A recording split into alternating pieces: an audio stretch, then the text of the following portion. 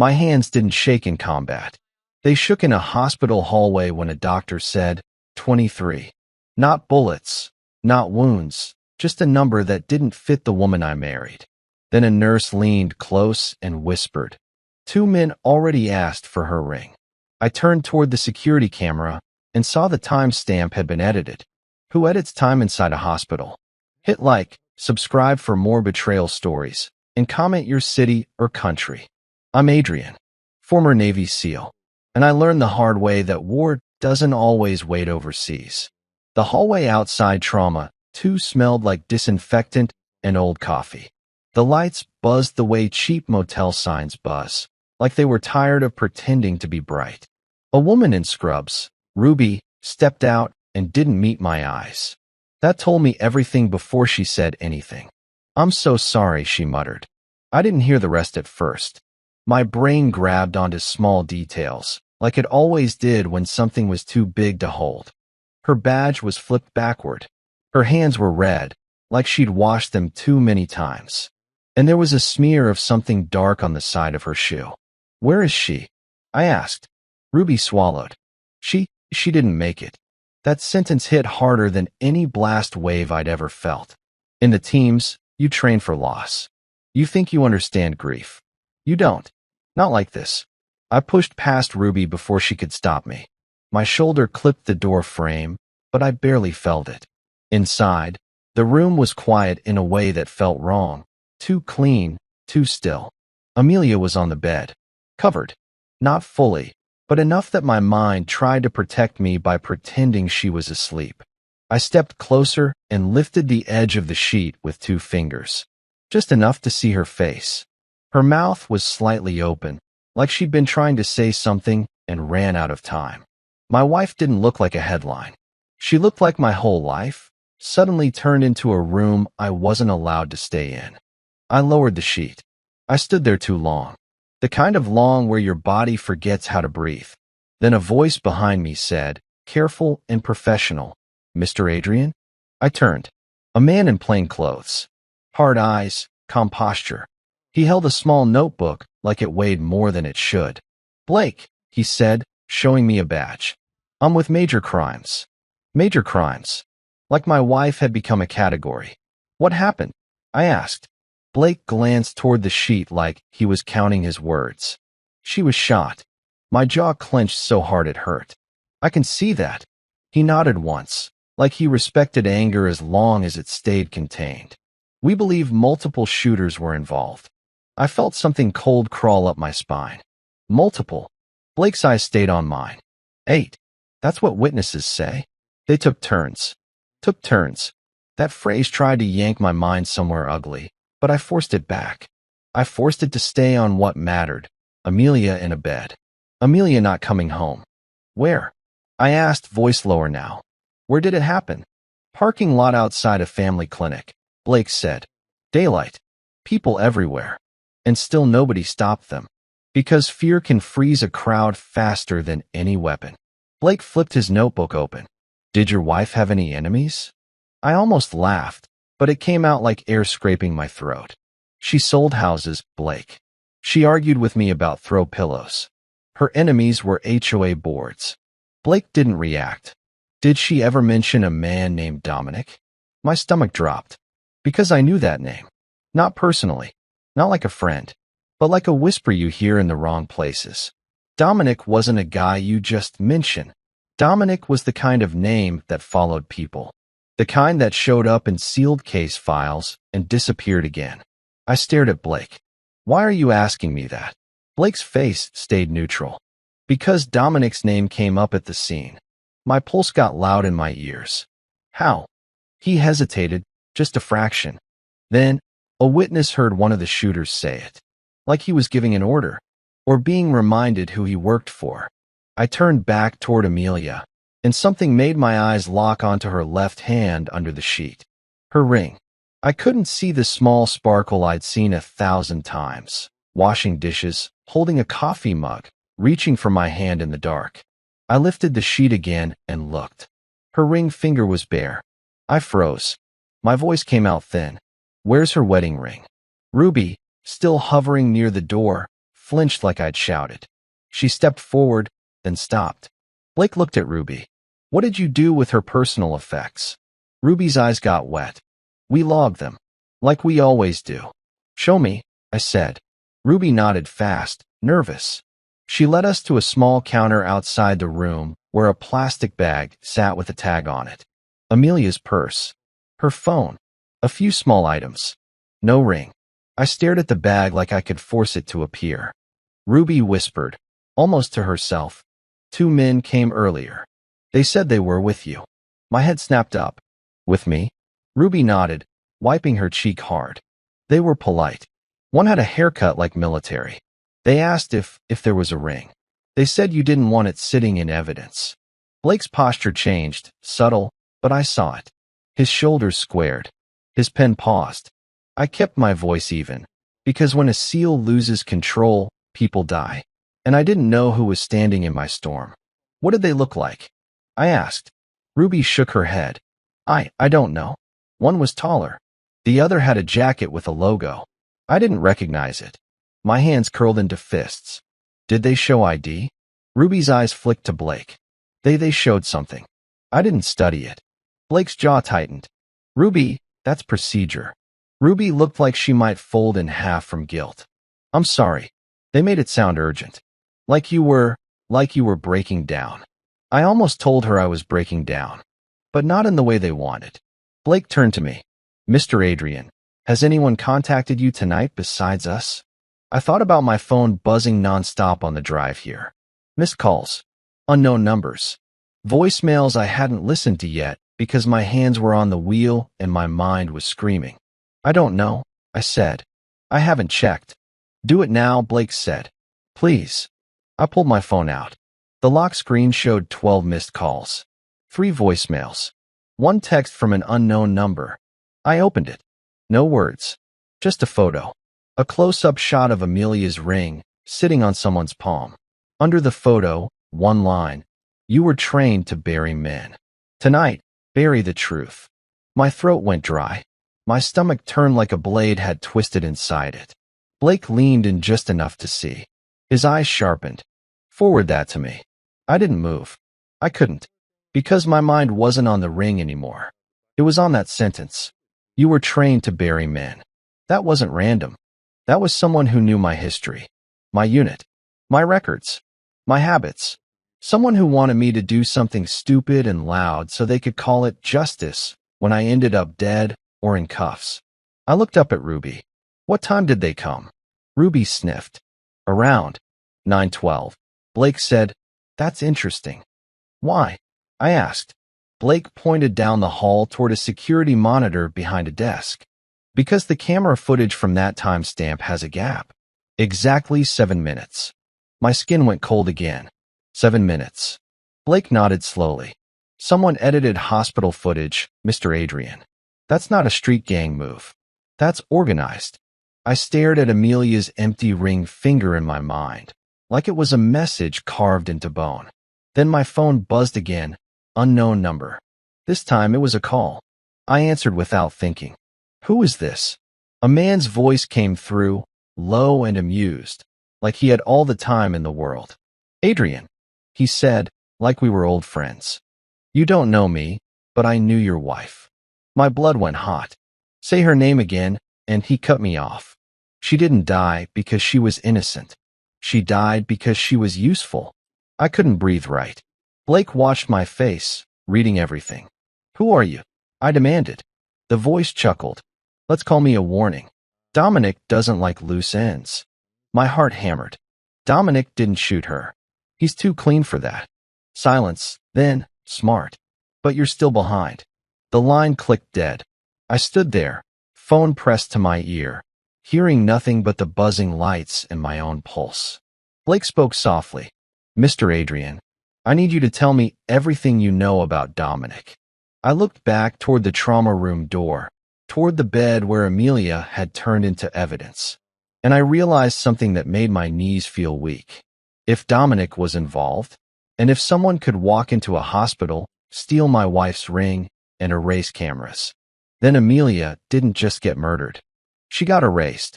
And the only reason they left me alive was because they expected me to react. So the real question wasn't whether I'd take revenge. It was whether I'd survive long enough to find out what Amelia was hiding and why her ring was worth more than her life. The rain came down so hard it felt like punishment.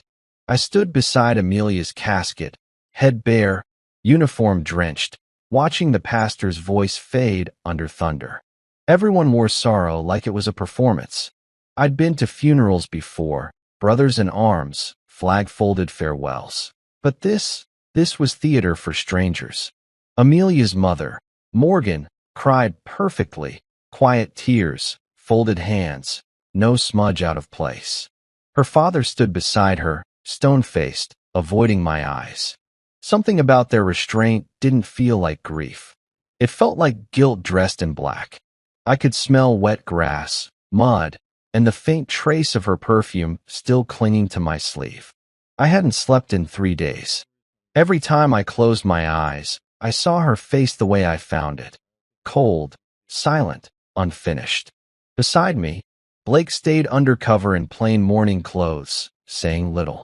Watching, I could tell he'd been through more military funerals than he ever wanted. He handed me a folded note in a clear bag. "This was left on your doorstep this morning." I unfolded it carefully. Printed in cheap red ink. 23 rounds for 23 lies. She chose the wrong side. No signature. No trace. Just accusation.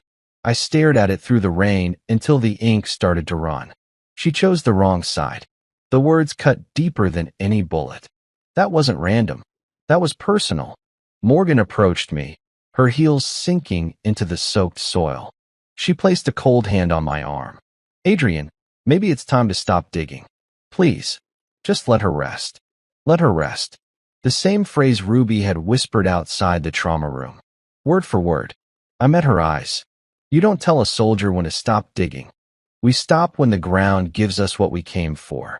She winced, turned away, whispered something to her husband, and they left the gravesite first. Everyone followed. Everyone except Ivy, Amelia's younger sister.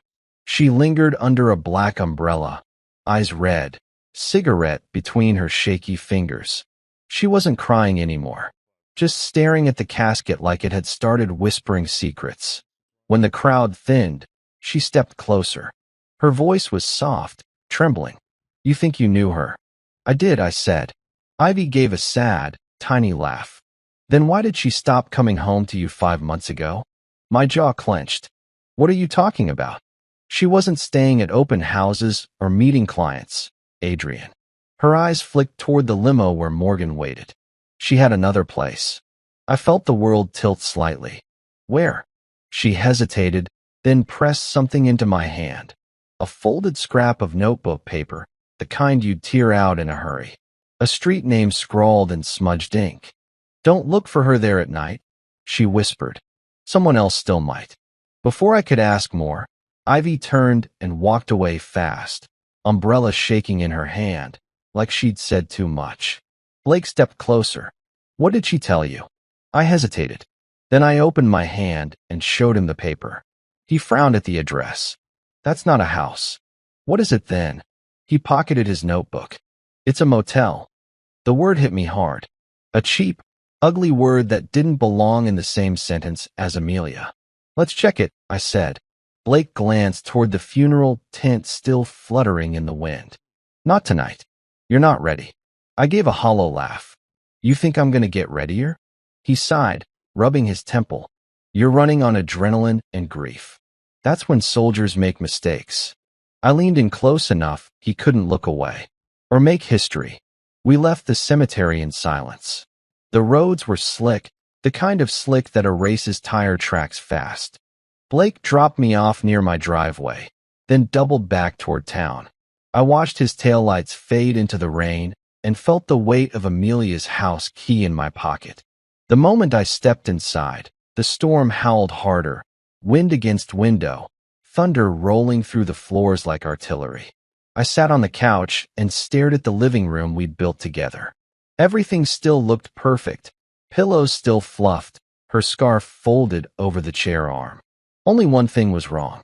The photo frame on the mantel, the wedding picture, was cracked. Tiny spider lines across the glass, like the universe had decided nothing about us should stay whole. I turned toward the coffee table and froze. There was something new sitting there. A phone. Slim, silver, not hers, the wrong model. There was a single sticky note on top. You missed her calls. I picked up the phone like it might explode. Battery half full. No passcode. Messages empty. But the GPS history, still active. A blinking red dot at a location I didn't recognize. I zoomed in. Harborview Motel, room 19. The same address Ivy had given me. That wasn't coincidence. That was a trail somebody wanted me to follow. Thunder cracked overhead as if the sky agreed. I grabbed my keys, holstered a piece out of habit, and drove. The motel sat under a flickering neon sign that spelled View in blue, Harbor in darkness. Midnight stains on the concrete, smell of wet cigarettes and cheap whiskey. I parked 2 lots over and walked. Room 19 looked quiet. Too quiet. Curtains drawn, one light still burning faintly inside. I pressed my ear against the door. Nothing. Then I knocked once. The door creaked open an inch. Every instinct screamed trap, but I pushed through anyway. The room reeked of stale perfume and old fear. A wine glass on the nightstand, lipstick on the rim, and under the bed, hidden halfway, a purse. Her purse, not the one from evidence. A second one. Inside it, IDs, credit cards, hotel receipts, and a memory card taped to the bottom. I slid it into my pocket just as headlights washed across the curtain. A car pulled up. 2 silhouettes stepped out. One tall, one round, both moving like they'd done this before. They didn't knock. They went straight to the door next to mine, room 20. Through the thin wall, I heard one of them speak. A male voice, low, confident. He'll show up. They always do. My pulse thudded in my ears. They were waiting for me. Without thinking, I slipped through the bathroom window, dropping onto wet gravel, crawling low until I reached the next alley. Behind me, room 19's door was kicked open. I heard footsteps, drawers slamming. Then silence. I reached my car, heart pounding, soaked and breathing hard. If they knew I'd come here, that meant they'd been watching Ivy too. I started the engine. As I drove off, my mind replayed that message. 23 rounds for 23 lies. 23 lies. That line wasn't about her death anymore. It was about how many truths she'd buried from me. And tonight, I had proof she was living another life. But none of it explained why 8 armed men had turned her body into a warning. I gripped the wheel tighter. Whatever that memory card held, it was the key to everything. And before this storm was over, I'd find out who Dominic really was, and what kind of war my wife had started long before she died. I watched the motel burn from a distance, the fire reflecting in puddles like the world had finally caught my grief. But it wasn't the blaze that froze my blood. It was the single line on the news crawl. No casualties found. Room 19 empty. They'd erased the scene before the smoke even cleared. Hit like, subscribe for more betrayal stories, and comment your city or country. By the time the fire trucks arrived, I was already miles away, parked under an old bridge where radio signals died. The memory card from Amelia's purse sat in my pocket like a live grenade. I didn't know who was tracking me, so I called the only person who still owed me a favor, Logan, my former SEAL teammate. We'd been through deserts and jungles together, but he hadn't heard from me since I left the service. He answered on the 3rd ring. Damn, Adrian, you sound like you've seen a ghost. Worse, I said. I buried one. A pause. Then, low and blunt, Amelia? Gone, I said. And someone's rewriting the evidence. I sent him a photo of the motel receipt, the memory card tape still visible on it. He whistled softly. Whoever you're tangled with, that's professional-grade cleanup. I looked at the rain rolling off the windshield. They were waiting for me, Logan. 2 men. Military stance, short communication, clear extraction after I escaped. Private contractors maybe, he guessed. Or black ops moonlighters. You make a lot of enemies in the uniform, brother. Enemies don't leave notes. They make examples. That line sat heavy between us. I could hear him exhale smoke on the other end. You going to send me the data? Not yet, I said. If you've still got your old rig, I need to run this offline. Copy that. You think Amelia's death was military connected? I hesitated. I think it was personal disguised as professional. When I reached his workshop, the faint smell of oil and gun solvent hit me instant, a scent from a younger version of myself. Logan looked older, beard grown, but his eyes were sharp as ever. We didn't waste time. He slid the card into a secure laptop, firewalled from the web. For 10 long seconds, the screen stayed black. Then, folders appeared. 3 of them. Property pics, client data, and Dom. Logan arched a brow. Dom. I nodded, pulse quickening. Dominic. He clicked. The folder opened to a series of recorded voice memos and text documents. The first memo played automatically. Amelia's voice filled the room. If anything happens to me, tell Adrian to check the ledger under the Harborview account. Dominic's crew uses real estate transactions to move weapons. The man he's looking for isn't in the streets. He's behind a desk. Logan swore under his breath. Weapons dealing under property shells? That's federal territory. My jaw tightened. And she knew. He gave me a look that stung. You think she was in on it? I think, I said slowly, she was caught in it. And someone made sure I'd never get her side. The second file was encrypted. Logan started bypassing security protocols, and as he worked, he said quietly, You realize whoever burned that motel didn't do it to destroy evidence. They did it to warn off anyone who'd look. That's the problem, I said. Warnings don't work on me. He grunted approval. Still the same stubborn bastard. Then the computer beeped. Access granted. The decrypted document had a list of names.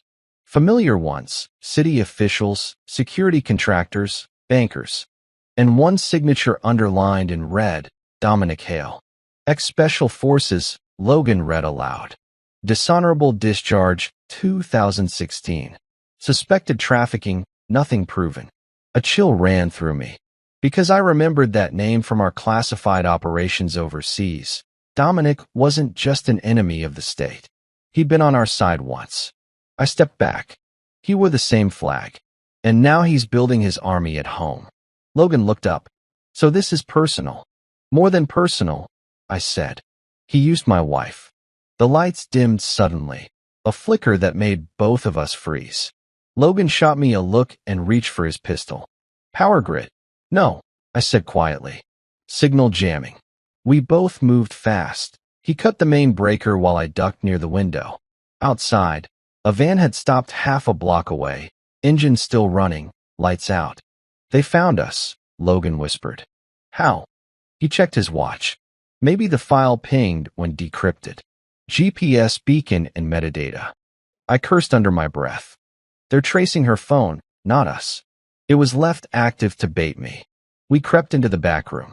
The storm outside masked our movement. Logan grabbed 2 rifles from the wall, tossed me one. I loaded quietly, old muscle memory kicking in. Through the rain-streaked window, I counted 3 figures emerging from the van. Masks, rifles, formation tight. Not street thugs. Trained. 3-man offset. I murmured. Outer angle approach. Standard breach, Logan replied. You take rear. I shook my head. We're not turning this into Fallujah. Too visible. Too loud. Then what? I picked up the laptop and slipped the memory card out. We vanish. He smirked faintly. Still ghost protocol. We exited through the service tunnel that led under the block, something Logan had built for testing field gear. By the time the men broke the door above, we were gone. The tunnel opened near the riverbank. Cold wind hit my face, sobering me up. We need somewhere they can't sniff digital, I said. Old school quiet. Logan thought for a moment. There's a retired judge I know, Preston. Keeps files on everyone he's ever sentenced, even the ones he couldn't convict. If Dominic's been laundering under false identities, Preston might have seen the paper trail. Can we trust him? I asked. Logan shrugged. He hated the system more than he served it.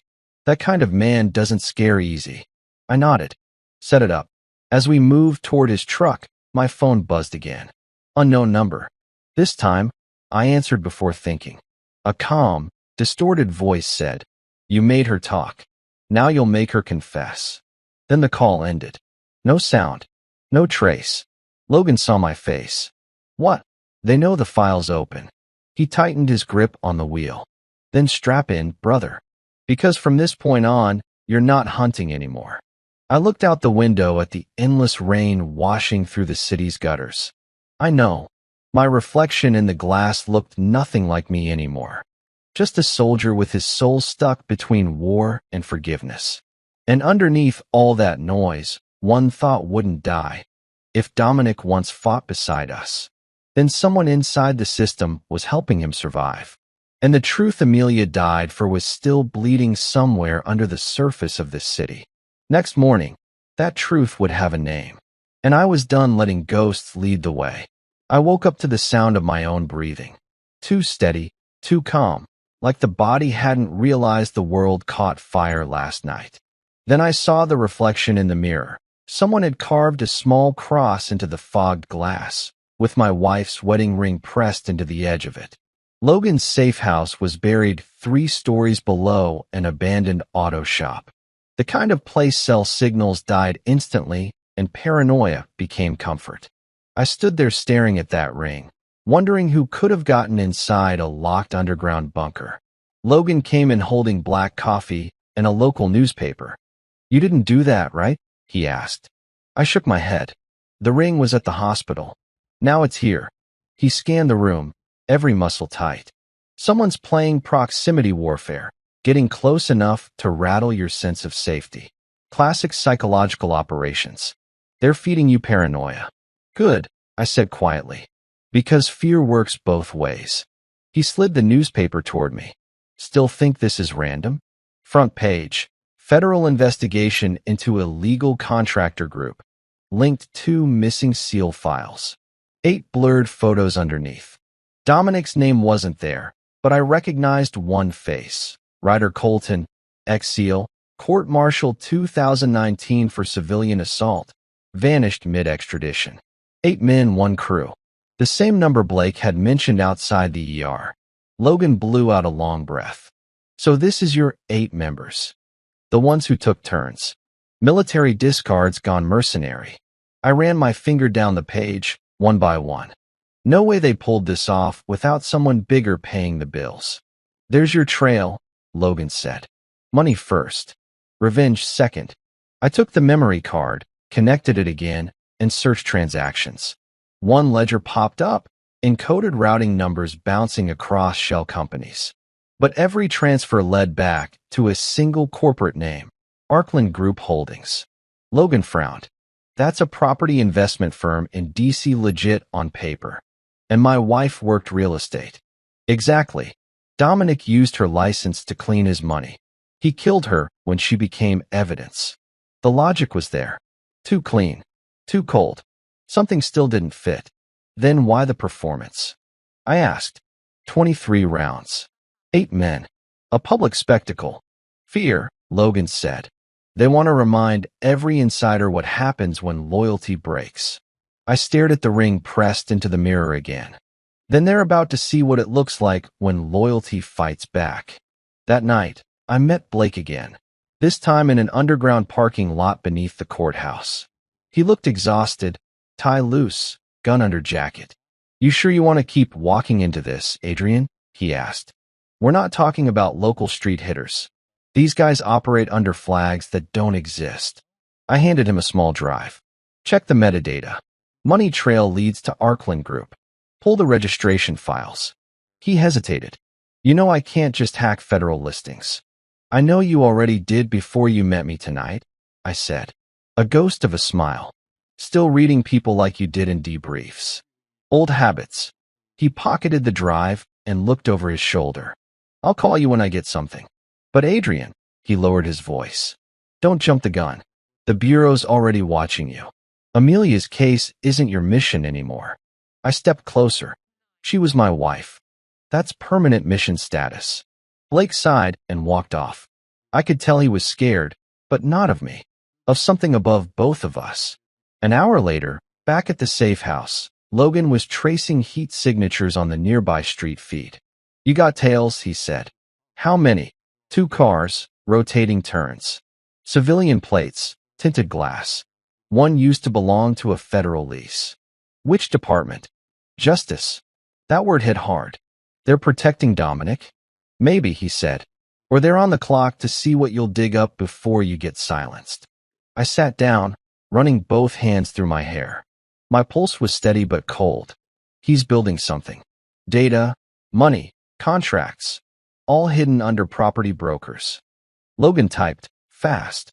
"If he's merging black budgets with corporate stacks, you're not chasing one target. You're chasing a network. That network killed my wife." He stopped typing.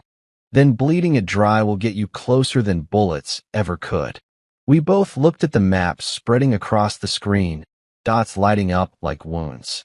8 men connected to 8 separate subsidiaries, all funneling cash to one unregistered name. D. Hale, Field Logistics. Dominic Hale. Logan leaned back. "He's real. And he's local. That address sits just 15 miles from here. Inland warehouse complex, private security checkpoint. And we're going there," I said. He smirked half a smile. "You plan to ring the doorbell?" "No," I said, reaching for my sidearm. "I plan to listen through the walls." The drive was silent. Rain had turned to fog, and the road narrowed to a dirt path leading into fenced territory. Through binoculars, we saw them. For guards, all former contractors. The kind of men who didn't twitch when lightning cracked. We parked a mile out. Moved on foot. Every step felt like I was crossing from grief into purpose. We found a weak link, vent access near the back. Logan cut the grid, slipped inside first. I followed, the air smelling of oil and fresh paint. Inside the main corridor, pallets stacked with crates marked agricultural supplies. I cracked one open. Grenade boxes inside. Labeled fertilizer. Registered clean. Dominic wasn't laundering money. He was storing war. "Holy hell," Logan whispered. "This isn't just criminal enterprise. It's preparation." Then came the sound. Boots, steady rhythm, men approaching. We ducked behind crates. Through metal gaps, I saw him. Dominic. Older now. Clean suit. Same hard jaw I'd seen in unit photos overseas. He wasn't hiding. He was commanding. Behind him stood 8 men, the ones from the paper, aligning like formation practice. Dominic said, "The husband's alive. He was trained. He'll dig until he finds us. Make him our message." My grip tightened around the pistol. Logan shook his head. "Not yet." Dominic turned toward a map on the wall, red pins across the city. "Everything runs through Arkland. Keep it clean. No noise." The wife's death already served its point. Rage crawled up my throat, but I forced it down. Every lesson from the field repeated, you don't shoot emotions, you weaponize them. We slipped out the same way we came. Silent. Safe. For now. When we reached the truck, Logan looked at me. "You could have taken him. Why didn't you?" I stared out into the foggy dark. "Because now I know what he's building. And that means I know how to bury him for real." Logan frowned. "You mean metaphorically?" I didn't answer. Because part of me wasn't sure anymore. All I knew was this. Dominic thought he owned the battlefield. He forgot who taught men like him how to fight. Blake called at dawn. His voice was tight, rushed. "Adrian, you need to see this before it disappears." 5 minutes later, my screen lit up with a document stamped confidential.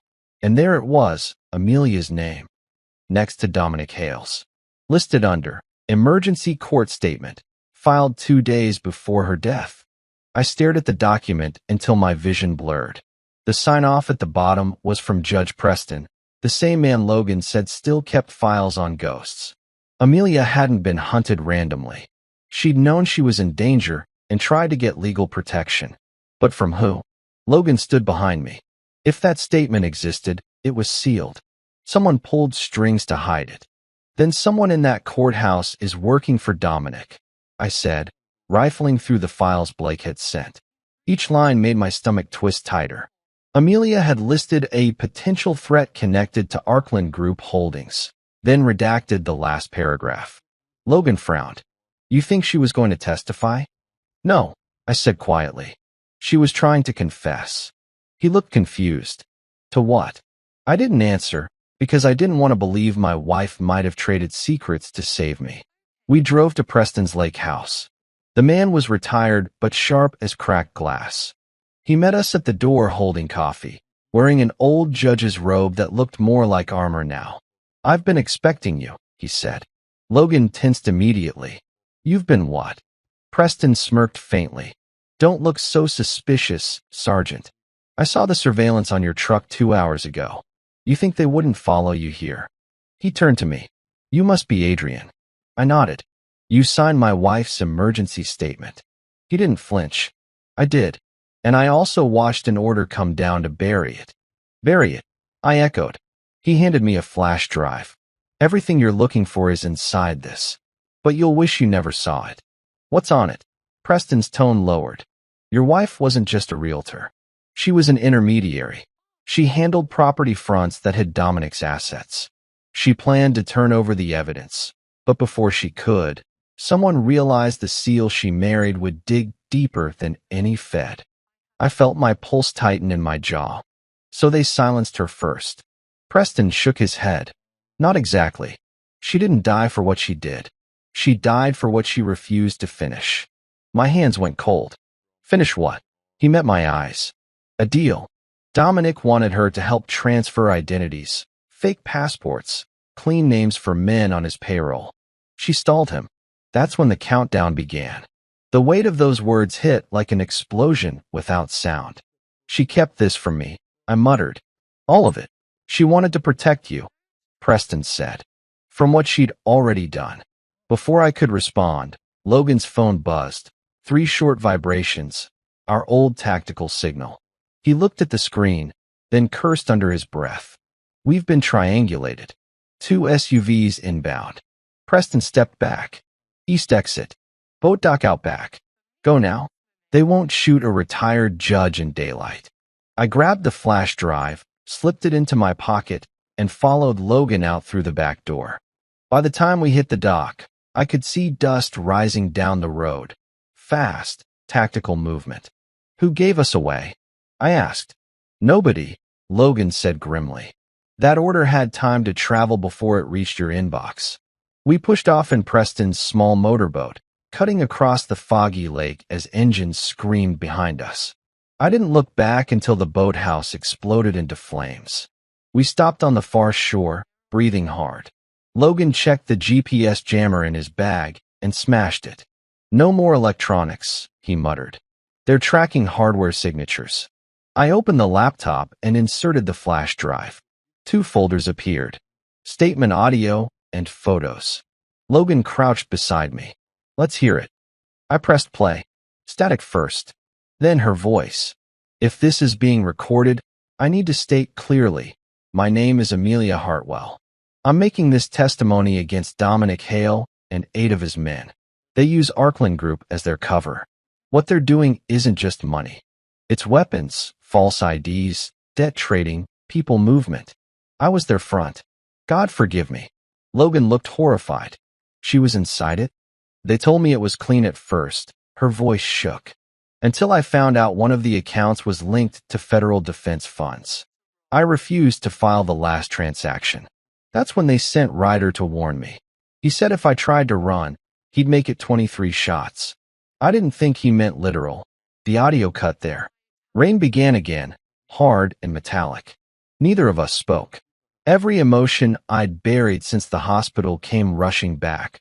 All the fragments now forming one truth. She hadn't been cheating on me. She'd been trying to save me by becoming the enemy's decoy. And the system I'd fought for had helped bury her name. I stood, staring at the dark lake rippling under lightning. Logan said quietly, "You still think this ends in a courtroom?" "No," I said. "Courtrooms are for people who fear exposure. Dominic fears silence." I took out my phone, opened a secure relay app, and uploaded the statement to Blake. No message, just the file. Blake's clean, I said. If he lives through tonight. Logan adjusted his gear. So what now? I faced the road stretching into the mist. Now we stop pretending this is an investigation. It's a burial. He studied my expression. For who? For every man Dominic trained to believe the truth could be erased. And as thunder cracked overhead, I knew this was no longer a mission of grief. It was reclamation. Not revenge. Not justice. Just truth clawing its way out of the ground they buried it under. The audio started again before I pressed play, like it wanted to finish itself. Amelia's voice, whispering through static. If I don't make it, tell Adrian, tell him I didn't stop loving him. I just stopped trusting myself. Then a second voice cut in, deep and calm. Dominic. She knows too much. Clean it before dawn. The words punched through the silence of the small cabin Logan and I hid in. No power, no signal, just a generator humming like a heartbeat. I couldn't move. Amelia's last message wasn't a goodbye. It was a confession. Logan stopped the playback, his eyes locked on the waveform. You realize what this means? She wasn't killed in a random hit. It was a scheduled execution, clocked to the minute. I swallowed hard. And Dominic recorded it to keep everyone in line. Exactly. Logan's voice darkened. This is leverage. These tapes were meant to blackmail every man who pulled a trigger. I leaned against the wall, mind racing. Then why was it in her bag? He looked at me, realization dawning. She stole it. My breath hitched. Amelia had stolen the one thing that could destroy them all, and died trying to protect it. We didn't speak for 20 minutes. Rain tapped on the tin roof while I stared at the empty wood stove. Finally, Logan broke the silence. What's our next move? Find the rest of those files, I said. If there's one audio, there are more. Dominic would have kept proof in multiple copies. Probably off-grid storage. Logan nodded. He ran operations like a soldier, redundancy, backups. You want to decode his habits, think like him. That was exactly the problem. I already did. I pulled up the drive again and noticed a hidden subfolder, encrypted under a repeat password sequence. I typed Amelia's birthday. Access denied. Then I tried our anniversary. Still locked. Finally, I typed the number 23. The file opened. Inside, a short text document labeled Operation Ledge. Logan read over my shoulder. Ledge. It's an old acronym, I said slowly. Local Enforcement Division Grant Exchange. That's government funding language. He frowned. Meaning Dominic wasn't just hiding from the law. He was inside it. Someone upstairs paid these men through ghost accounts, probably to run deniable ops. So your wife didn't just find blood money, Logan said. She found patriot money turned criminal. I scrolled further. At the bottom of the document, 3 names were signed. Dominic Hale, Judge Preston, and Agent Violet Carr. Logan froze. Preston? The same judge who gave us the flash drive. My chest tightened. He said he wanted to expose Dominic. But he'd already signed off on this. He played both sides, Logan said bitterly. Classic survival move. Feed one wolf to the other. Before I could respond, we heard tires crunch on gravel outside. Headlights swept across the broken window slats. 1 engine, then 2. Logan grabbed his rifle. How'd they track us here? Blake, I said quietly. He's the only one I contacted. But if Preston was playing both sides, the rest didn't need saying. Logan crouched by the curtain. 3 figures got out. Smooth, tactical formation, silenced weapons drawn. Not to arrest. To end. I checked my mag. 3 rounds left. I'll draw them off. You guard the drive. Like hell, Logan hissed. We go dark, together. We slipped out the back, staying low through the brush. The forest smelled like rain and gunpowder memory. Everything familiar, everything dangerous. The men fanned out, flashlights flicking through the trees. One called quietly, Adrian. We don't want you dead. Dominic just wants a word. The tone struck me wrong. Calm. Confident. Like someone who knew I was already surrounded. I raised my voice just enough. Tell Dominic the only word he's getting from me is verdict. Then I moved. Fast. Low crawl to a fallen log. Silent until the first man's light crossed my path. I waited for him to step closer and grabbed his arm, twisting down hard. His rifle dropped. I slammed him back into the mud. Logan took the second man with a clean choke. The third fired once into the dark, missing everything. We disappeared into the woods before the bodies hit the ground. By dawn, we found an abandoned ranger station up north. I sealed the door, set the flash drive on the desk, and stared at it like it was part of her. Every file, every voice, every secret she'd carried, it all pointed somewhere higher than Dominic. But that didn't lessen the truth. She'd lived her last months afraid of the same flag I'd saluted for years. Logan poured lukewarm coffee into a tin mug. "You can still walk away," he said. "Drop this card at the bureau, disappear, start over." I gave a weary smile. "And watch the men who killed her get promoted?" He said nothing, because we both knew walking away wasn't written in my blood. I plugged the flash drive back in. A new file had auto-decrypted after last night, time-stamped that morning. Video this time. It opened to security footage, courthouse hallway, 11:03 p.m. 2 nights before her death. Amelia, wearing a gray blazer, walking fast, head down. She stopped at a door marked Records, Restricted. Then a man stepped out. Dominic Hale. He wasn't alone. A woman followed behind him, Agent Violet Carr. They spoke quietly, no audio, but the body language told everything. Amelia handed him an envelope. Violet checked the hallway, nodded, then shut the door behind them. The footage ended there. Logan exhaled. She met him. She met him willingly. "No," I said, voice low. She was forced to. Look at her posture, shoulders forward, elbows tight. "That's not guilt. That's fear." He sighed. "You're reading ghosts now." "Maybe." I paused, watching the frozen image of Amelia on the screen. But ghosts don't leave trails this fresh. I copied all files to a clean drive, sealed it in waterproof casing, and looked out the cracked window toward the sunrise. Dominic thought he'd silenced her story with 23 bullets. But what he didn't know was that she'd already whispered the rest of it into my hands. And by tonight, the same system that buried her would start digging itself a grave. The flash drive was gone when I woke up. No forced entry, no broken locks. Just the faint smell of cigarette smoke and a muddy footprint leading away from the desk. Someone had been inside the ranger station, inches away from us, while we slept. Logan was already geared up, scanning windows with his rifle. Doors clean. Whoever came in had our keys, or better. I checked the table again. The drive was missing, but the laptop screen was still on. A single sentence blinked in a blank document.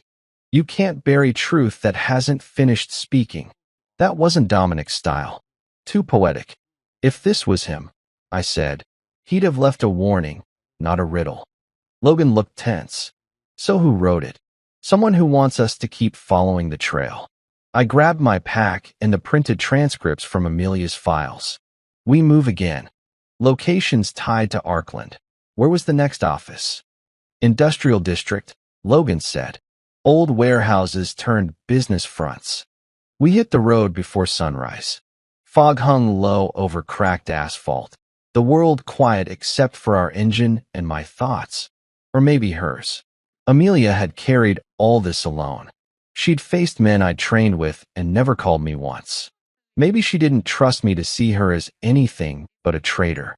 That thought burned, but I shoved it down. There wasn't room for emotion now. Only angle, distance, movement. The same calm you used before breaching a door you knew exploded from the other side. By the time we reached the district, the sun had started cutting through the haze. The Arkland office looked untouched, a sleek, glass front shell for something much darker. We parked 2 blocks away. While Logan ran surveillance, I slipped through the back alley. Inside, everything was staged like a normal brokerage. Reception desk, file cabinets, coffee still warm. Too normal. I found a small steel door at the corner labeled storage. The keypad lock was smeared with fresh fingerprints. I pressed my ear against it, faint hum inside. Server racks. They'd moved physical backups here. I forced the latch quietly. The room smelled of ozone and dust. Rows of servers blinked in silent rhythm. Names flashed on screen tags. Hail Security Fund Property Credentials Audio Master. The last one froze me. Audio Master. That was where Amelia's recording came from. Maybe more of them. I opened the folder and scrolled. A list of timestamps appeared, each one logged by someone labeled A.H. Amelia Hale. No, not Hale. Hartwell. She'd signed using Dominic's surname as cover. My chest tightened. Each file was labeled brief. Operation logs, meeting summaries, trades. It was a confession chain from inside Dominic's system. She'd been documenting everything, pretending to be loyal to buy time. And then I saw it, the last entry. Final exchange scheduled 2300 hours HRS. 23 rounds coincidence code confirmed. That number again. 23. It wasn't just bullets. It was a code phrase, a timestamp. 11 p.m. The night she died. I backed away slowly, realizing she hadn't been caught. She'd been meeting someone. The door creaked behind me. My hand went for the pistol, but a voice stopped me. Easy, soldier. I turned. Blake stepped into the dim light. Tie loose. Gun holstered. Looking like he hadn't slept in days. How'd you find me? I asked. This place pinged the Bureau's archive. You're lucky I got here first. Logan appeared behind him, rifle raised. He followed us. Blake lifted his hands. Relax, I'm not your enemy. That what you told my wife before you sealed her statement? I snapped. He froze for just a second too long. That was enough. I stepped forward. You knew she was alive before the shooting. You knew she was working with them. He didn't deny it.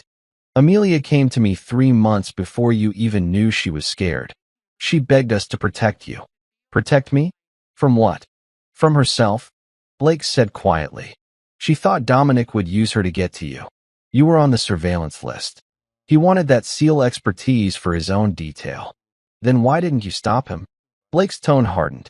Because the Bureau isn't pure anymore. Half my team gets orders straight from Arkland's shell accounts.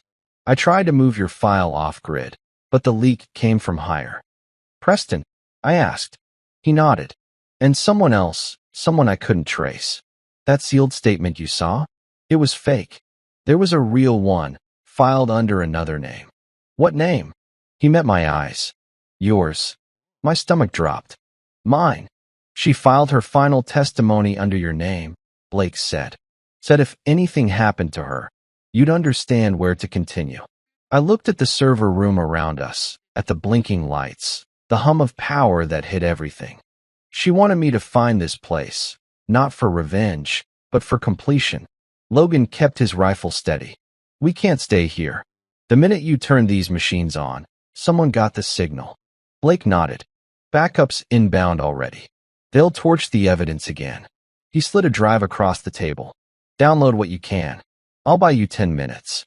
You're sticking your neck out, I said. Amelia did it first. He gave a tired smile. Guess it's my turn. Then he was gone. The download clock ticked slow. 8%, 21%, 46%. I could hear the rumble of engines outside. Logan watched the window like a scope. They're here. I checked the bar. 90%, then 100. The computer beeped, ejecting the drive. I pocketed it and killed every circuit in the room. Explosions rattled the hallway, small charges to shut us in. Smoke filled the vents as we ran for the fire exit. 2 men slipped in through the front, guns ready.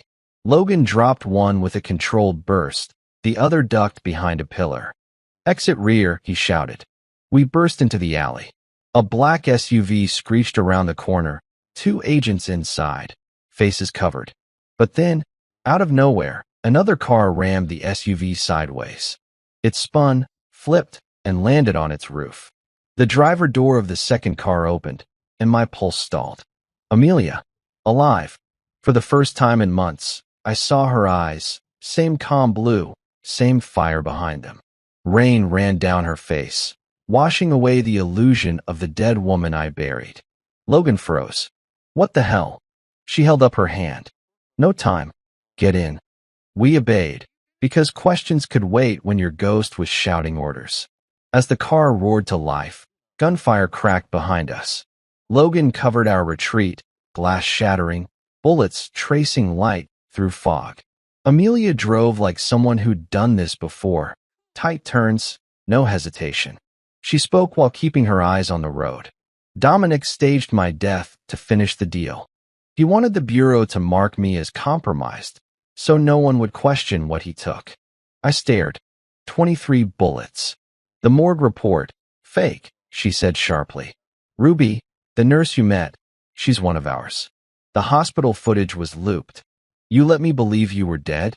Her hands tightened on the wheel. If you'd known, you would have chased me, and Dominic would have killed you himself. I needed him to think that message broke you. So whose body was in the room? The silence stretched before she finally said, an informant. She volunteered. I failed her. The car went silent except for the rain hammering the windshield. Logan stared straight ahead, refusing to cut in. I managed, why come back now? Because Dominic's operation's burning down, she said. He's clearing witnesses. Preston's already gone. Blake's next. Blake helped us, I said. She shook her head. And he's paying the price right now. We reached an abandoned marina at the outskirts of the city. She parked under a rusted canopy, engine off, chest heaving like she hadn't taken a full breath in months. I turned to her. You had all this time to reach me.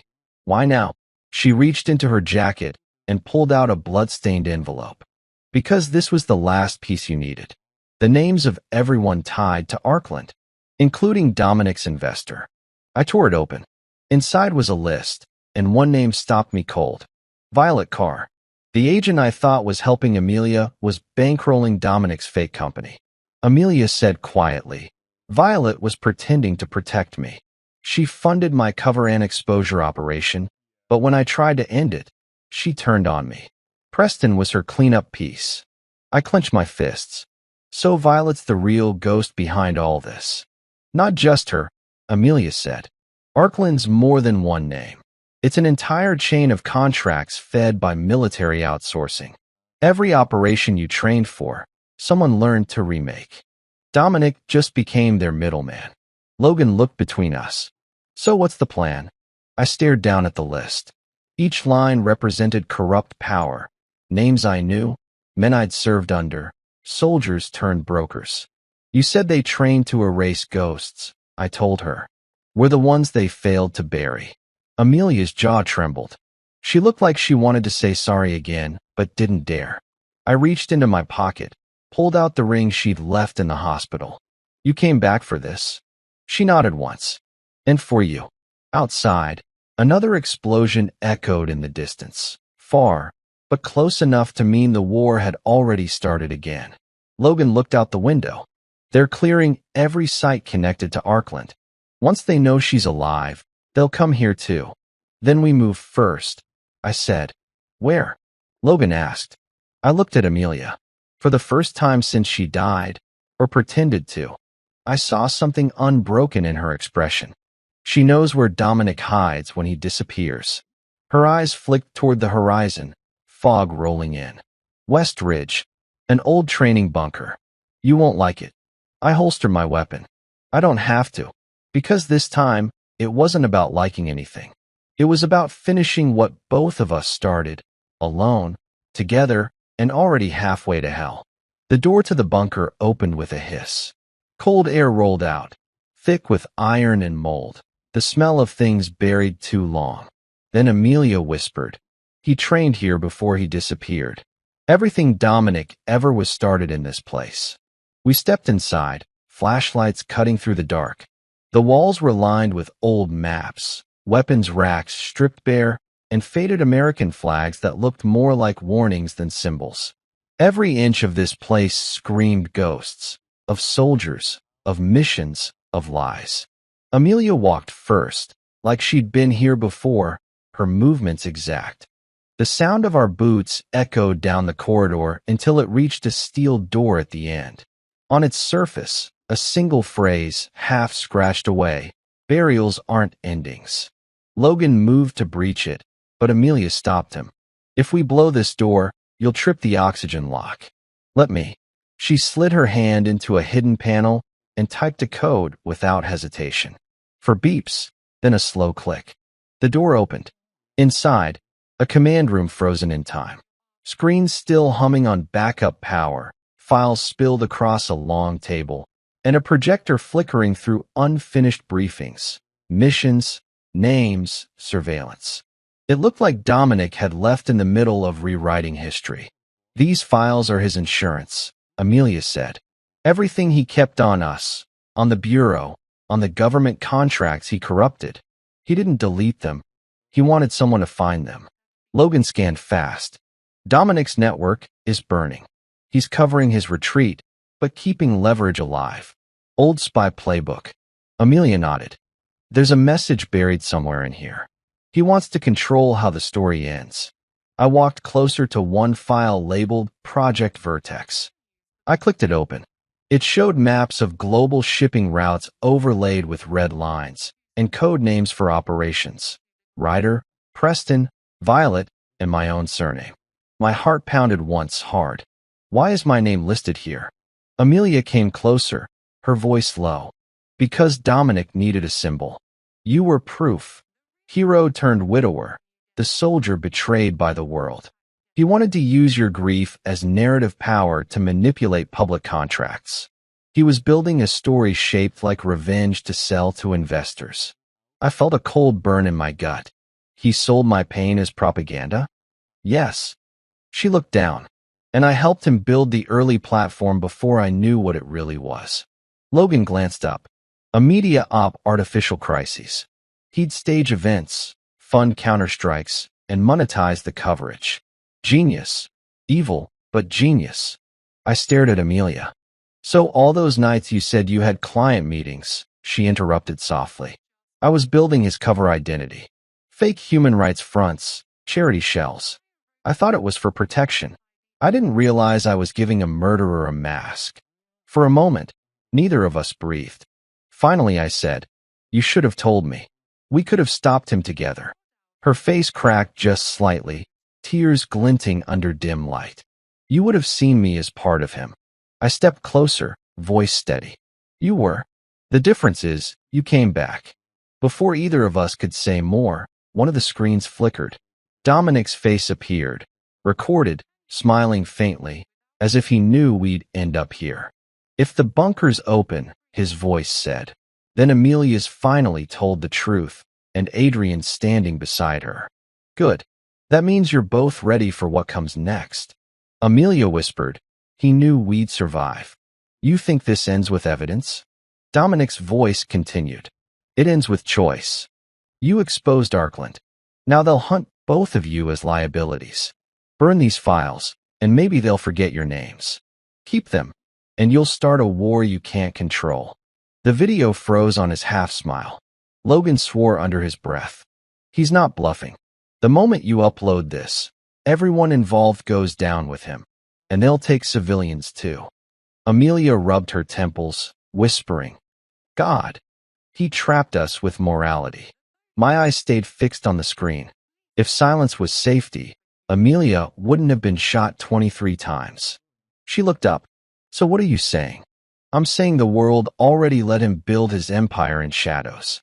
Exposure is the only bullet he can't dodge. Logan gave a slow nod. Then we go public. Carefully, bit by bit. But Amelia shook her head. It won't work. He'll spin it. He owns the narrative networks, press, social distribution, everything. He'll use my voice to discredit everything I ever said. I turned toward her. Then we tell it in mine. Her eyes widened. Adrian, I'm a husband who buried his wife and found her alive. I'm a soldier who watched allies become ghosts. You think the truth doesn't sound believable? Fine. It just has to sound real. For the first time since the night she came back, she smiled, small, bittersweet. That's why I married you. You never doubted conviction, even when it should have destroyed you. Before I could answer, alarms screamed through the base. Red lights pulsed, motion sensors triggered. Logan grabbed his rifle. We've got movement. At least 6 signatures. Amelia ran to the console. They must have traced Dominic's broadcast ping. He used it to locate me. Exit routes. She typed fast. There's a secondary tunnel through the weapons bay, north grid. Leads to the cliffs. We sprinted. The bunker came alive around us. Doors locking, monitors flashing warnings. By the time we reached the exit door, bursts of gunfire echoed down the hall. Logan covered the rear, shouting over his shoulder, "Go! I'll seal the entry." I pulled Amelia through the tunnel as he fired 3 bursts behind us, steel slamming shut just before more shots ripped through. When we reached the end, the tunnel opened out into blinding morning light. The sea crashed against rocks below, wind howling like it wanted to erase the earth. I turned to Amelia. We can't keep running. Her eyes, rimmed red from exhaustion, hardened. Then we don't. There's a broadcast tower on the ridge. We can push the files through a private server before they trace it. That'll paint targets on us both. She looked straight at me. It already has. The climb was brutal, wind cutting through soaked clothing, the ground slick with mud. But the tower rose ahead like a last chance. Halfway up, I saw smoke rising behind us. The bunker detonated. Dominic had pre-wired it, erasing every scrap he thought he controlled. We reached the small shelter under the tower. Amelia set up the connection while I watched the horizon, rifle ready. "Signal stable," she said quietly. "Uploading everything to 3 random reporters and a Federal Archive mirror." "How long?" 3 minutes. I nodded. "That's 2.5 more than we'll get." Logan's voice crackled suddenly through the radio on my belt. Weak, but alive. "Adrian, bunker's gone. But I copied the link. I'm heading to the city. Finish it." "Good man."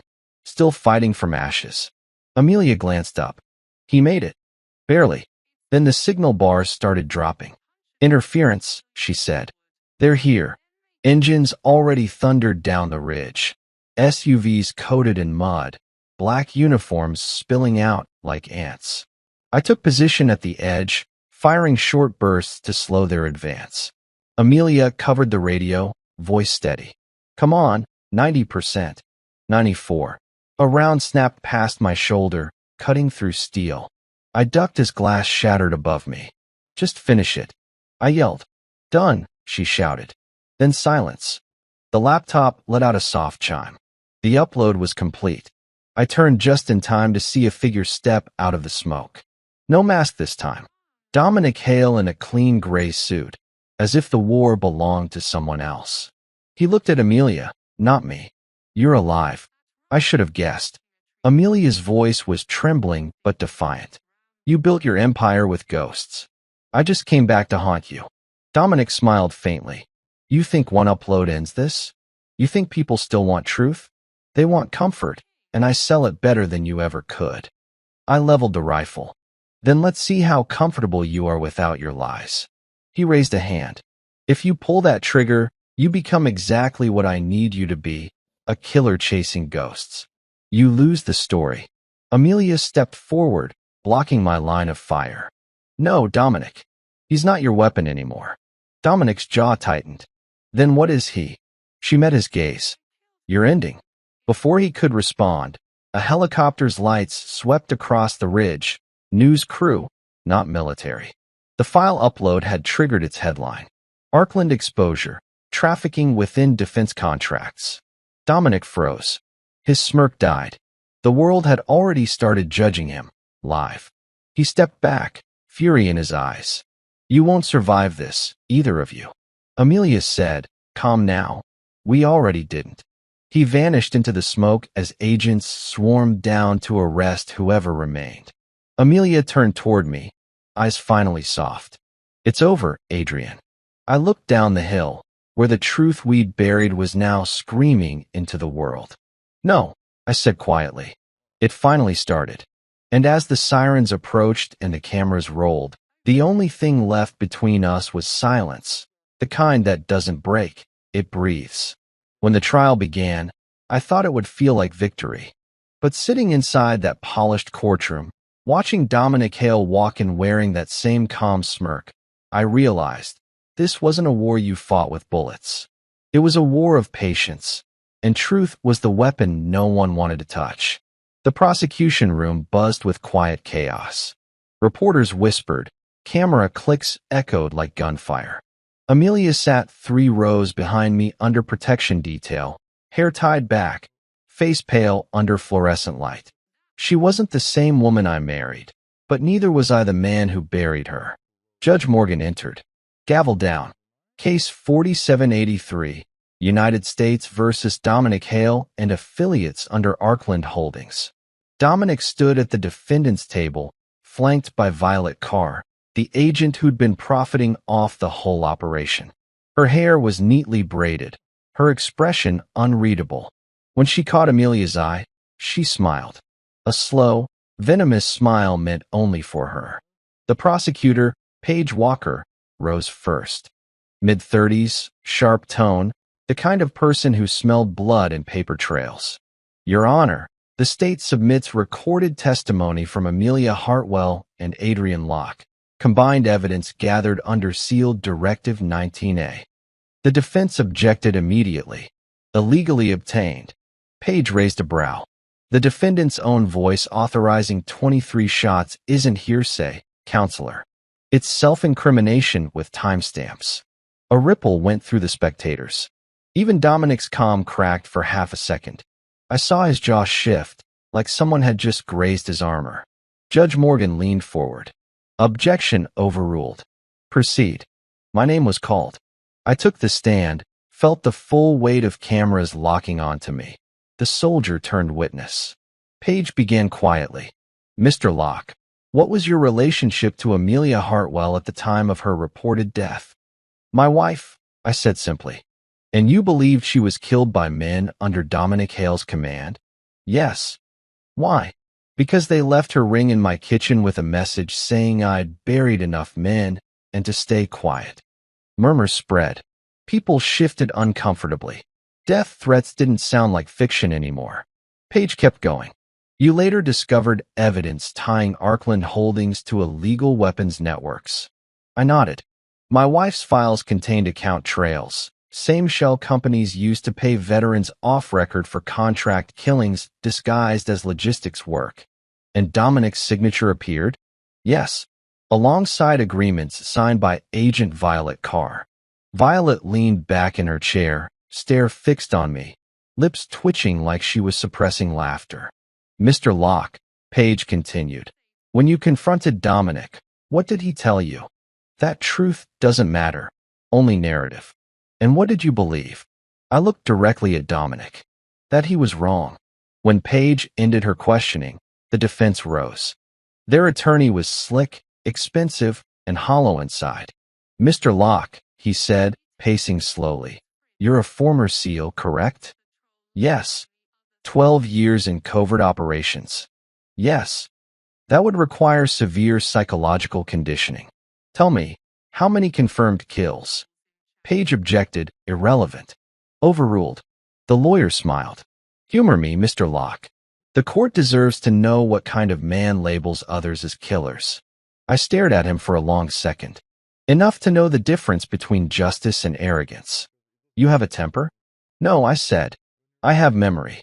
The lawyer chuckled softly and turned away, pretending victory. I didn't blink. By midday, the judge called for recess. Outside the courtroom, Amelia stood beside the elevator with 2 guards. When she saw me approach, her expression softened just slightly. You did more damage with those few sentences than I managed in a year of evidence, she said quietly. Truth's simpler when you've buried enough lies, I replied. She hesitated. He'll try to turn this. He always does. He planted something new, some misinformation narrative. I can feel it. Then we get ahead of it, I said. Logan joined us, still limping from the bunker blast. He handed me a tablet. He's already pushing counter footage online, fabricated confessions from fake witnesses. It's trending fast. Amelia looked sick. He's rewriting reality faster than the court can react. Paige came storming by, barely adjusting her files. Locke, Hartwell, you two go nowhere. If he pushes fake testimony, We need yours verified through the encryption chain tonight. Logan grinned faintly. So the war moved digital. Not many left standing who can fight that. I nodded. Then we fight it the same way we fought everything else. Precision and timing. That night, inside the courthouse evidence lab, Amelia sat across from me re-authenticating the files through the Bureau's secure terminal. Her hands trembled as she typed, fatigue and guilt rippling through every movement. I watched her quietly. For months, I'd hated her for vanishing from my life. Now, I pitied her for surviving in a battlefield that never ended. After this, she said finally, I'll probably disappear again. Witness protection. New name, new life. I studied her face, memorizing it again. And what about us? She paused mid-typing. There is no us anymore, Adrian. There's just what we did, and what it cost. Was any of it real? I asked, quieter. She looked up. Every second, she whispered. That's what made it dangerous. Before I could say more, the monitor chimed. Upload success. She exhaled. Tomorrow, Violet and Dominic can't lie their way out anymore. I looked at her hands, guards of truth trembling against cold plastic keys, and I knew this fight had already hollowed us both. Morning came with storm clouds over the city. The final hearing packed every seat. Dominic's defense was rattled, forced to play dirty now. They played fabricated footage, Amelia's voice stitched into lines she never said, confessions, betrayal, falsified cooperation with Dominic. The crowd gasped, unsure of what to believe. Then Paige stepped forward. Your Honor, those files were authenticated last night by both Amelia Hartwell and Adrian Locke under verified Bureau encryption. Judge Morgan scanned the timestamps. Defense's video was uploaded 30 hours after their verification. Dominic didn't flinch. He almost looked proud. Court still believes the Bureau after what they did to me. Paige shot back. You did this to yourself. He smiled faintly. No, counselor. I just learned from you. Then Violet stood abruptly. Your Honor, my client invokes whistleblower immunity. The room erupted. Reporters stood. Cameras flashed. Judge Morgan banged his gavel. Order. Paige's voice cut through the noise. Immunity doesn't protect you from treason. Violet turned on Dominic. You told me she was dead. For the first time, Dominic looked unsettled. The silence stretched. He said nothing. Amelia rose slowly from the back row and walked forward, ignoring every guard. Tell them, Dominic. Tell them who I really worked for. He watched her, jaw tightening. You worked for yourself, just like me. No, she said softly. I worked for a country that forgot its soul. That line broke the room. Paige faced the judge. The state moves for immediate trial adjournment to process new evidence. The gavel fell once more. Motion granted. Outside, the storm broke open. Reporters swarmed, flashes painting the courthouse white. Amelia stood beside me on the steps, exhaustion written in every movement. It's not over, she said. No, I replied. But for once, he flinched, and the world saw it. She turned to me, tears she didn't hide. Do you forgive me? I looked at her. This woman who'd faked her death, built her lies, and still somehow became my truth. I think forgiveness and survival might be the same thing, I said. Through the rain, another explosion echoed somewhere downtown. Arkland's headquarters going up in gray smoke. Dominic's empire burning, piece by piece. We both watched it in silence. The end of one war, the beginning of another kind. Amelia whispered, he's not done. Not yet. I nodded. Neither am I. It wasn't the explosion that woke me. It was the quiet afterward. The kind of silence that only comes when power shifts. Dominic Hale had vanished. Violet Carr was gone too. And every news anchor in the country was saying the same thing. Arkland's leaders disappear hours before sentencing. By dawn, the courthouse was empty ruins. Paige was missing, Logan hadn't checked in since midnight, and Amelia was relocated under emergency protection. For once, the city felt like it was holding its breath. I sat inside a half-lit diner, the same one Amelia used to meet informants in. The TV over the counter played reruns of headlines I'd memorized with numb anger. Dominic's face, always smirking, always one step ahead. Buried by truth? Or buried the truth himself? The waitress refilled my coffee. Rough night. You could say that. She left the pot without another word. People can always smell endings. My phone buzzed once, a restricted number. A voice I hadn't heard in weeks. Logan. I found him. Where? Desert compound, 40 miles west. Old airfield turned safe site. Looks like he's cleaning what's left of Arkland's operation. I paid the bill, left more than it cost, and walked out. The air outside was cold and sharp. It was time. The drive out felt like moving through memory. Every mile another ghost. When I reached the dirt road, I saw Logan's Jeep half buried in dust, hazard lights blinking. He sat on the hood, eyes tired but alive. I counted 8 men guarding the hangar. One chopper grounded, one running on standby. He's getting out in an hour, tops. Any locals? None. It's lockdown territory. He straightened. You sure about this? Completely, I said. Tonight ends it. We moved undercover, cutting through the abandoned supply depot toward the hangar. The sand was thick with footprints, heavily armed, disciplined. Every step closer made my pulse slow down instead of speed up. Not adrenaline, clarity.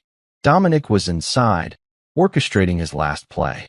Through a dusty window, I watched him pacing near the plane's open bay. Violet stood beside him, arguing, her gestures sharp, desperate. I told you, the data's already out, she said. You can't rebuild what the world's seen. Dominic poured a drink, calm as always. The world sees headlines, not truth. Truth fades. I just wait for the next distraction. Violet grabbed his arm. You lost. You don't get to rewrite. He backhanded her fast, hard. She staggered back, blood at her lip. And I moved. We entered through the side door, silent.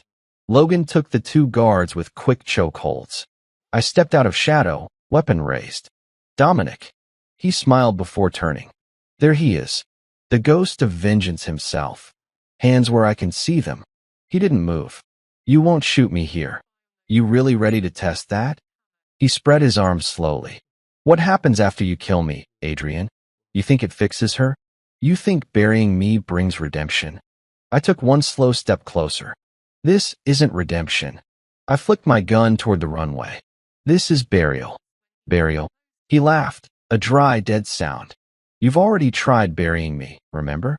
In stories, in trials, in all that righteous noise. But truth doesn't stay dead. It waits under your conscience. Violet, still on her knees, whispered, he'll kill us both. I glanced at her. No, he's not walking out. I fired. The bullet hit a control box instead of him. Sparks flew overhead. Logan yelled, from behind a crate. Cut the power. Dominic lunged for the sidearm on the table. The shot grazed my arm. Pain seared through me, but it didn't stop me. I grabbed him, slammed him hard against the wall, steel rattling. He sneered right in my face. You can't end men like me. You trained us. You built us. For the first time, I didn't feel anger. I felt calm. Exactly. I pressed him against the floor hatch leading to the underground vault. The concrete cooler there. The one storing sealed crates of Arkland's currency. Dominic Hale, I said quietly. You built your empire on graves. Tonight, you get to live in one. He tried to twist free, but Logan was there, silent, steady. Together, we chained the hatch. Dominic's voice echoed through the tightening dark. You can't bury an idea. Watch me. We sealed the hatch, locked the lever, and cut the outer ventilation. No blood, no noise, just the quiet finality that men like him deserved. Outside, night stretched across the desert.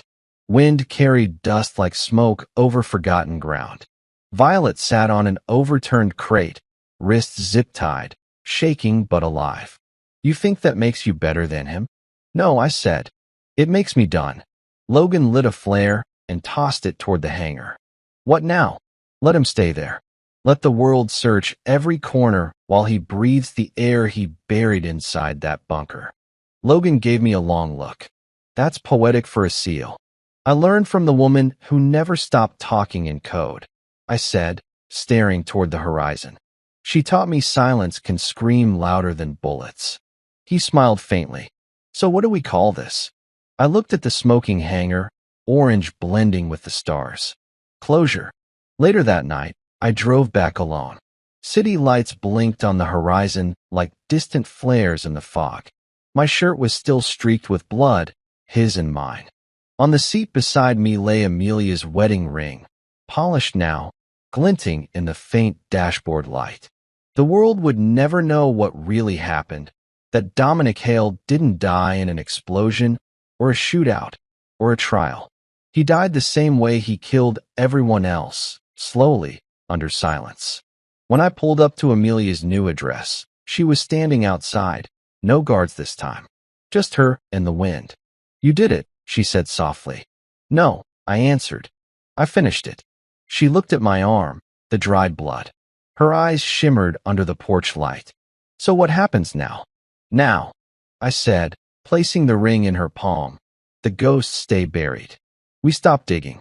She closed her fingers around it, whispering, we deserved better. Maybe, I said, but at least we earned peace. She nodded slowly, tears mixing with the rain starting to fall again. I turned to leave, gun heavy, body tired, the desert still echoing in my ears. Behind me, her voice called faintly through the wind. Adrian, what did you do to him? I didn't answer. Because some truths, no matter how clean, belong underground.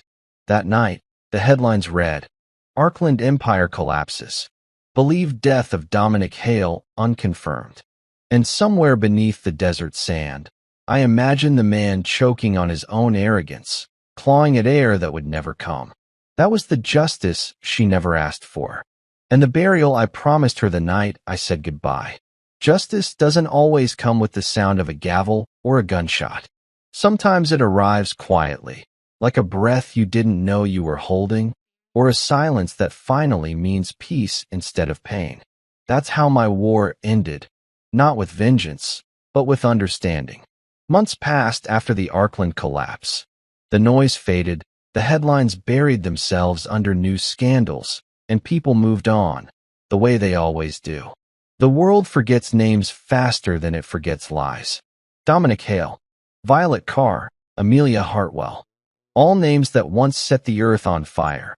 Now just echoes in court transcripts and forgotten articles.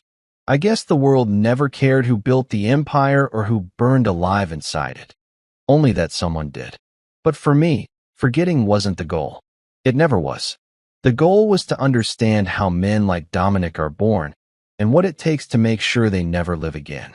They said the explosion consumed everything, that no human could have survived those flames under the desert. But I know better. I left Dominic there, buried under the ruin of everything he created, alone with silence as his final command. That was his real punishment. Not death, irrelevance. In the months that followed, justice reshaped itself. Blake recovered and went back to the bureau. He handled cleanup quietly. No press, no spotlight. He sent me one message the day he signed his final report. It's done. Rest easy, brother. Paige, the prosecutor, got promoted. She called me once before moving to D.C. Her voice cracked just once when she said, the truth cost too much to celebrate. She hung up after that. I understood. Sometimes speaking the truth breaks more people than it frees. Logan drifted back to the coast, bought an old boat, fixed it up with his own hands. Said he wanted water now, not war. He never mentions Arkland, but every few weeks, I get a call from an unlisted number. Still breathing? He always asks. And I always say, still remembering. That's our peace treaty now. 2 words each, once a month, no goodbyes. And then there's Amelia. She's alive. Not the woman I found on that hospital bed. Not the ghost I buried under guilt. But someone new, living under a different name. She vanished into witness protection after the final trial. No social circles, No addresses, no traces. Sometimes she sends handwritten letters. No return address, no signature. Every letter says only one thing. You kept your promise. I never write back. I wouldn't even know where to send it. But I always keep the letters in a small box by my bedside. Proof that we both made it out alive, even if we couldn't stay together. Because that's what survival really means. Not reunion, not revenge, just peace in different places. A few nights ago, I drove back to the desert ridge, where everything ended, and maybe where it finally began. The sand was colder than I remembered. The wind carried a sound I hadn't heard in years, freedom. I took Amelia's wedding ring from my pocket.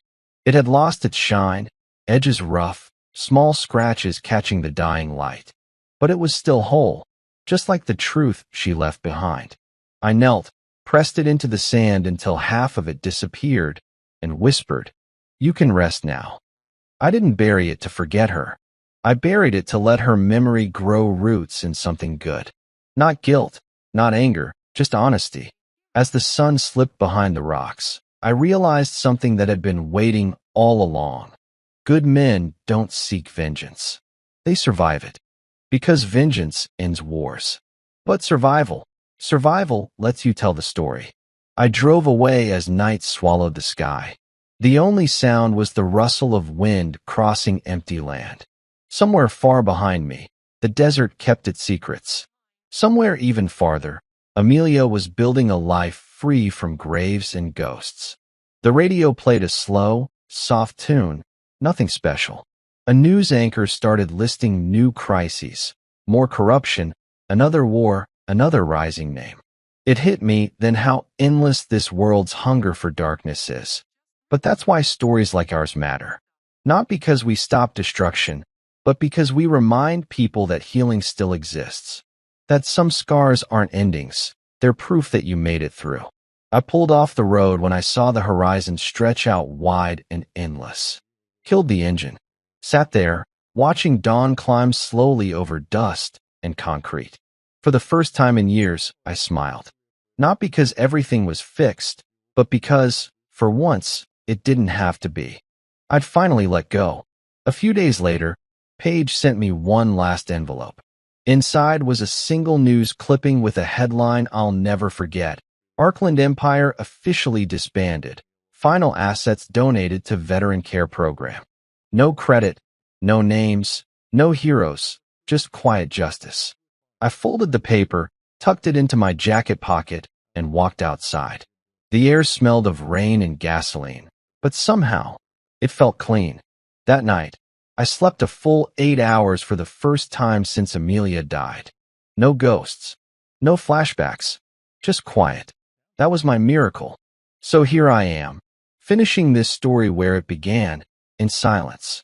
Because some endings don't need echoes. They just need peace. Dominic's name will fade. Violet's will too. But hers, Amelia's, that one I'll carry quietly, like a whisper that turned into a heartbeat again. Her greatest revenge wasn't the evidence or the court verdict. It was surviving him. Walking away still human, still capable of love. That's her legacy. And maybe, just maybe, mine too. Story finished.